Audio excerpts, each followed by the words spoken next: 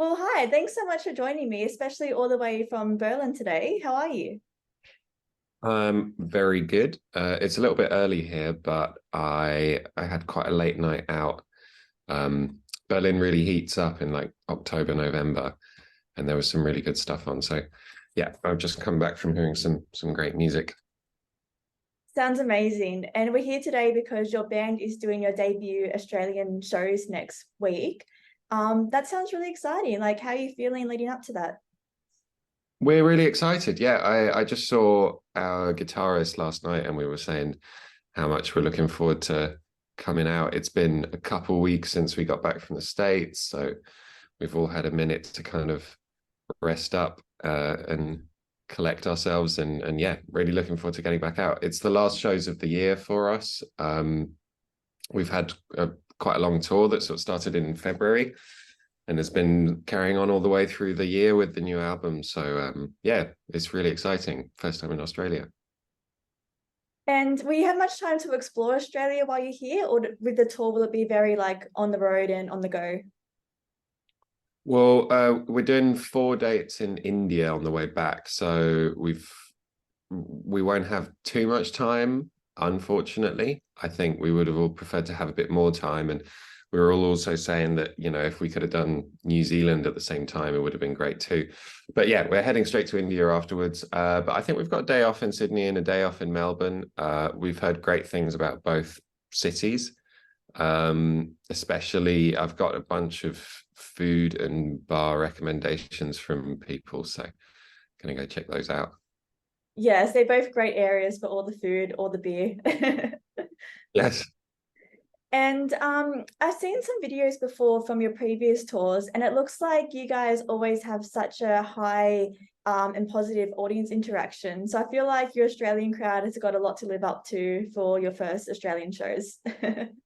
Yeah. And I've heard things about certain traditions in Australia as well. My front of house was warning me about shoeys. Yes, that's yeah, you got to be familiar with that if you come into Australia. But yeah, I mean, I kind of imagine it a bit. People love going to Scotland as well in Europe, and Ireland as well. And I kind of imagine it a bit similar. I'm half Irish, but that kind of like really positive sort of upbeat interaction you have with people, and also the ability to just like chit chat and small talk in shops and stuff kind of seems similar. Of course. And what I love most about your shows is the uniqueness of it. So I know you guys are known for doing like somewhat improvised live shows. Can you tell me more about that and like why you decided to take that approach? Yeah, it's really about well, just like what you said with, with audience interaction. I think that's the main sort of form of audience interaction, is really feeling where we're at on a night. It's very influenced as well by, being in Berlin and being around the sort of the techno and house scene, which is in a way kind of always an improvised interaction. Um and so we take the songs. I mean, we're always playing the songs, but then there's often sort of on the tail ends or leading into a song, there are these improvised stretches, and that's really about interacting with the audience in some way and feeling where they're at, feeling where we're at, feeling the space, and also keeping ourselves interested. Like, we've played 90 gigs this year. So finding a way to make each show also feel a little bit more unsafe for us as well. So we're not just rattling off a set list. We're really there to kind of play that set in that particular space every night and give people a unique experience as well. And over so many gigs, what's been quite special is to have people turn up at different shows and see quite different shows as well, and feel like they were hearing a slightly different set every time rather than just the same thing.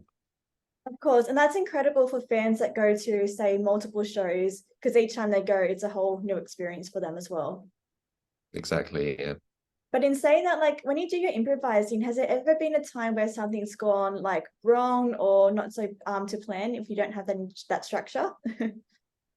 Yeah, for sure. And I don't know whether it used to be different, but I think that these days a lot of bands and a lot of artists have a very, very safe sort of way of performing because they're so scared to fail. And so part of that improvisational approach is also you know, to sort of remove our fear of failure and also make it okay for people to, you know, do something that's a bit dud, and then you kind of save it. And I mean, I would say that like 90% of the time it's the band that knows that we've kind of gone in a strange direction and you kind of have to veer it back a bit. I mean, we rehearse a ton as well to kind of, you know, get these things right. But yeah, it's about not feeling too safe. And I think so much of live music now is so kind of rehearsed and produced down to the T that having a slight feeling of like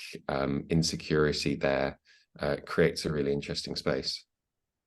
Of course. And I like that you say that, because I guess with the whole improvising, when things do go wrong, it's a lot easier to be flexible and kind of bounce back into the direction that you want to go in. Yeah, our drummer's usually the one who saves it. He's there at the back, sort of looking around, brings it back in. And this tour is to celebrate like the Violet Drive album, which has been out since February. So people have had like a lot of time now to sink their teeth into it and get used to the sound. How's the reaction been like to it since releasing in February? It's been really good, and it was a really special one because I think it was quite a big departure for us in terms of sound. We really brought in the drums as a very new element on this album, but then also had slightly different sounds in terms of the guitars and the song structures. There are quite a few more sort of classic songs on there than what we used to do. And what's been really invigorating is to have people that, you know, came to see us a couple of years ago or last year and then come back and see a very different show, and to have this feeling that what we've got is an audience that is also willing to see us change and happy to come on that journey with us as we sort of change sounds and evolve. So it's been really special to play it out and see people's reactions. Yeah, it sounds like you guys have gone through like a lot of growth and new directions, and it's all working out for you guys at the moment. Is there any particular songs from that album that you're most looking forward to performing live?